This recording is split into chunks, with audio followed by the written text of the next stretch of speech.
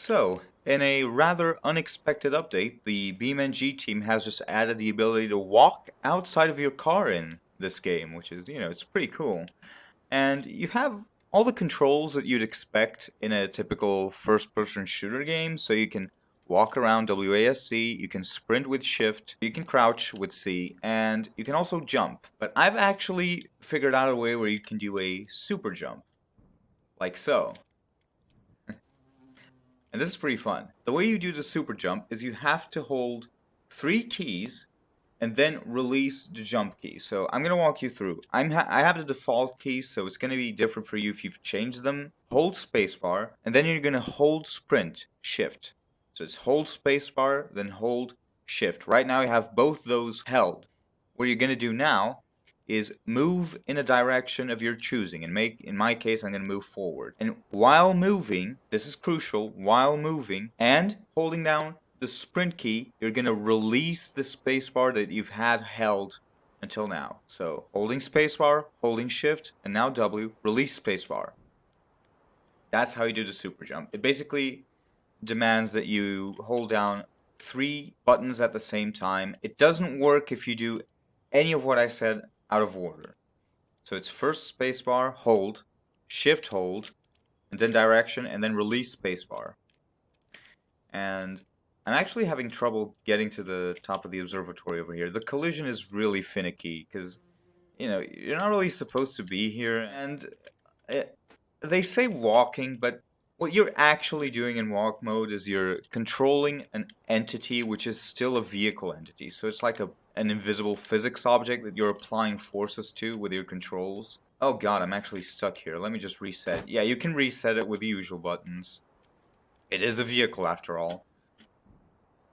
Okay, well, that took me a couple tries, because jumping is kind of finicky in this game, because when you jump, you're not actually applying a force in the vertical. You go upwards if you're on a flat surface, but if you're on a slanted surface, you actually shoot upwards in a trajectory that is perpendicular to the surface you are jumping on. You don't just jump up like you do in most first-person shooters. It makes jumping a bit of a pain, because in normal first-person shooters you can just spam spacebar if you want to climb a slope, but you can't really do it here. But I got on this walkway, and I'm actually really surprised this has collision. They did mention that you can swim in the patch notes, but they put swim in quotation marks, and they were right to do so, because basically the swimming in this game is not as much swimming as you've covered yourself in oil and now you're floating on water, you're walking on water like you're Jesus.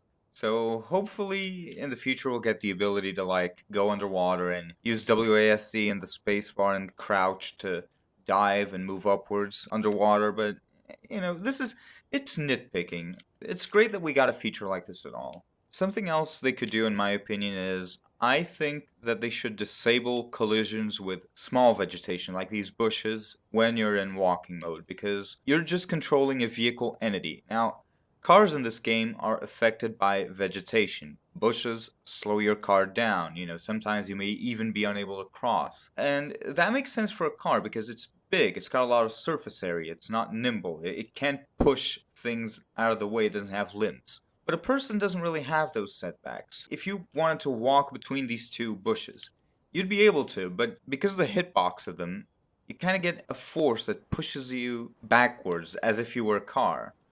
And you can get through if you try enough, but I don't think it's very natural because I'm walking right now, I'm holding down W, and it's like I have an invisible wall in front of me stopping me from moving forward. I can even like jump on it in a kind of weird way. If it's possible to code it like that, I think that they should disable small, bush vegetation collisions for a player that's in walking mode, because it just doesn't make sense that I have this invisible wall in front of me right now.